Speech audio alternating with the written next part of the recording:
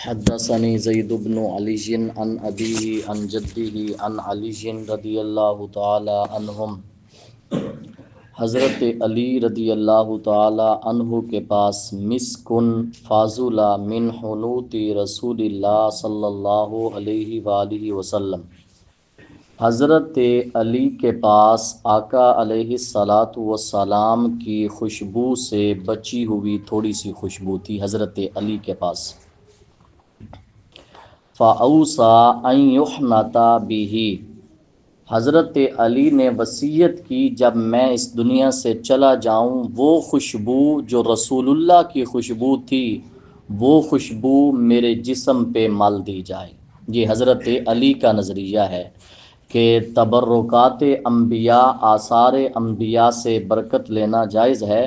حضرت علی نے وصیت کی ان یحنط بہ، کہ وہ خوشبوئیں تو ساری ہیں لیکن وہ خوشبو جو رسول اللہ سے مس ہوئی ہے اس خوشبو کو میرے کفن اور میرے جسم کے ساتھ مل دینا۔ یہ حضرت علی کا اپنا ایک قول ہے۔ حدیث پاک کے اندر آتا ہے حضرت زید بن علی سے کسی نے پوچھا، ایک عورت فوت ہو جائے اور اس کا بچہ پیٹ میں ہے اور وہ زندہ ہے، اب کیا کیا جائے گا؟ عورت فوت ہو گئی حادثتاً، بچہ اس کے پیٹ میں ہے، سانسیں چل رہی ہیں، کیا کیا جائے گا؟ آپ نے فرمایا یشق بطنھا، پیٹ چیرا جائے گا، ویستخرج الولد، بچے کو نکالا جائے گا، لیکن یہ تب ہے جب یقین ہے کہ بچہ زندہ ہے، جب یقین ہے کہ سانسیں چل رہی ہیں۔ وہ کیوں؟ اللہ قرآن میں فرماتا ہے من احیاہا، جس نے ایک جان کو بچایا، فَكَأَنَّمَا أَحْيَا النَّاسَ جَمِيعًا، اس نے پوری انسانیت کو زندہ کیا۔ جس نے ایک جان کو بچایا اس نے پوری خلقت کو زندہ کیا۔ اس لیے اگر ایسا کوئی مسئلہ بن جاتا ہے تو آج کل تو چونکہ سہولیات ہیں پتہ چل جاتا ہے کہ بچہ زندہ ہے یا مردہ ہے، اگر زندہ ہے تو نکالیں گے، مردہ ہے تو نہیں نکالا جائے گا۔ یہ دوسری حدیث۔ تیسری حدیث، حضرت علی فرماتے ہیں قال رسول اللہ صلی اللہ علیہ وآلہ وسلم، آقا علیہ الصلاۃ والسلام نے فرمایا من مرض لیلۃ واحدۃ، اب یہ فرمان سنیں، فرمایا جو شخص ایک رات بیمار ہوا، فقط ایک رات، فرمایا کفرت عنہ ذنوب سنۃ، ایک سال کے گناہوں کا کفارہ اللہ بنا دیتا ہے۔ جو بندہ صرف ایک رات بیمار ہوا، فرمایا ایک سال کے گناہ ختم ہو گئے۔ اب فَإِذَا أُوفِيَ الْمَرِيضُ مِن مَرَضِهِ، فرمایا جب مریض اس بیماری سے شفا پا لیتا ہے، فرمایا اللہ تبارک و تعالی اس کے جسم سے گناہ ایسے جھاڑ دیتا ہے جیسے تیز ہوا کے دن کے وقت ان خشک درختوں کے پتے جھڑ جاتے ہیں، ایسے بندہ مریض کے گناہ جھڑ جاتے ہیں۔ اب ایک ہے بیمار ہونا، پہلی رات ایک سال کے گناہ کا کفارہ، جب بندہ اس بیماری سے صحت یاب ہوتا ہے تو اللہ تبارک و تعالی جسم سے گناہوں کو جھاڑ دیتا ہے۔ یہ تین حدیثیں ہو گئیں آج کی۔ تیسری حدیث پاک، چوتھی حدیث پاک، آقا علیہ الصلاۃ والسلام نے فرمایا من عادا مریضن، فرمایا جو چل کے گیا ایک مریض کا پوچھنے کہ تیرا کیسا حال ہے، فرمایا کان لہ مثل اجرہ، جتنا ثواب اللہ مریض کو عطا کرتا ہے اتنا ثواب عیادت کرنے والے کو عطا فرماتا ہے۔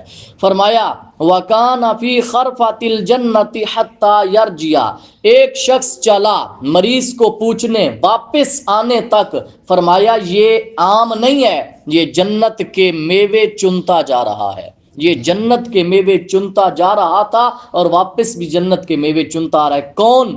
جو شخص ایک مسلمان بھائی بیمار ہے اس کا صرف حال پوچھنے جاتا ہے، اس پہ پیسے کوئی نہیں لگتے، صرف چل کے جانا پڑتا ہے، اتنی فضیلتیں ہیں۔ یہ ایک چار حدیثیں۔ پانچویں حدیث پاک، آقا علیہ الصلاۃ والسلام نے حکم فرمایا، فرمایا اودو مرضاکم، اپنے مریضوں کی عیادت کرو، واشہدوا جنائزکم، اپنے جو جنازے ہیں ان میں حاضر ہوا کرو، وزوروا قبور موتاکم، اپنے مردوں کی قبروں کی زیارت کیا کرو۔ وہ کیوں؟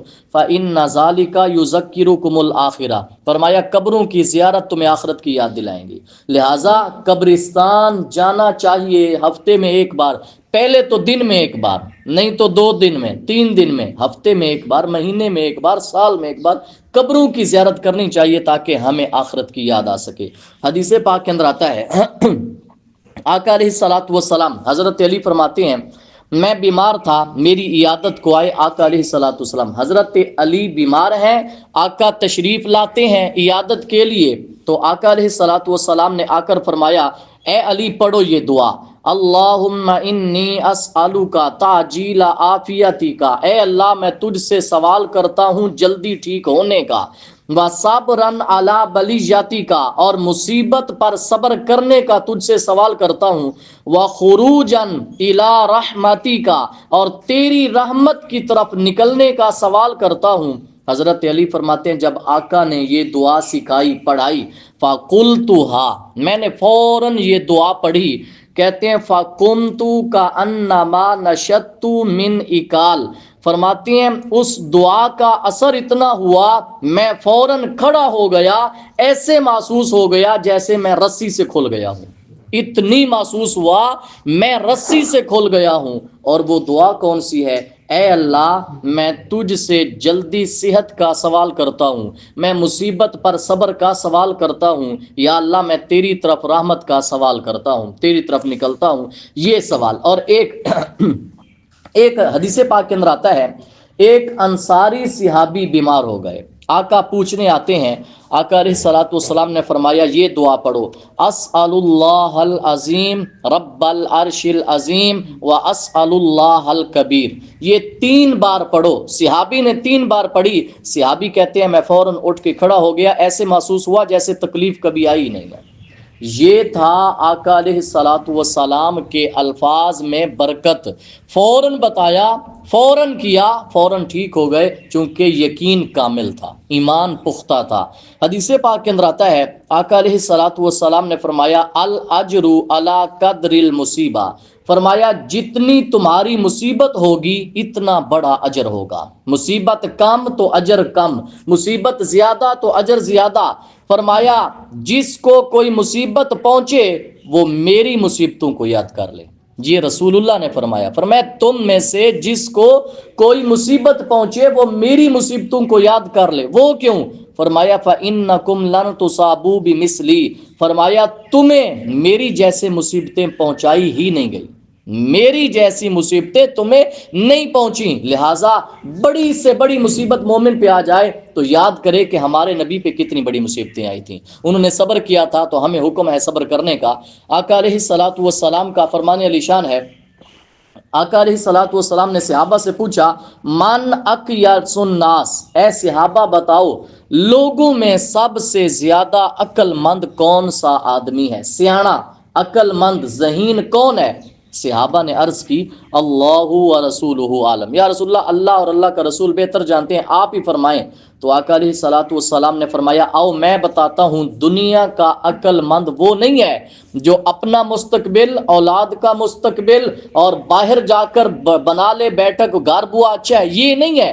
فرمایا اکثرہم ذکرا للموت واشدہم لہ استعدادا، فرمایا سب سے سیاںا آدمی وہ ہے رہتا دنیا میں ہے تیاری آخرت کی کرتا ہے، رہتا دنیا میں ہے تیاری آخرت کی کرتا ہے، موت کو جو کثرت سے یاد کرتا ہے اور موت کی تیاری کثرت سے کرتا ہے، فرمایا اے صحابہ میری امت میں سب سے عقل مند آدمی وہ ہے۔ آج کیا کہتے ہیں، آج ہمارے اندر نا ایک رواج ہے، اگر اس کے پاس اتنا ہے تو میری کوشش ساری زندگی کی یہی ہے اس سے بڑھ جاؤں، اگرچہ اعمال صالحہ میں گھٹ جاؤں۔ کبھی یہ نہیں ہوا کہ 70 سال اس نے نماز پڑھی ہے میں اتنی عبادت کروں گا کہ میں اس سے کراس کر جاؤں گا، لیکن ہمارے ہاں کیا ہے، اگر کسی ایک کا بچہ باہر ہے تو ہم کہتے ہیں ہم اس سے اوپر والے ملک میں بھیجیں گے تاکہ ہم اس سے زیادہ کما سکیں، لیکن آقا علیہ الصلوۃ والسلام کے نزدیک عقل مند وہ ہے جو موت کو کثرت سے یاد کرتا ہے۔ دعا ہے اللہ تعالی ہم سب کو عمل کی توفیق عطا فرمائے۔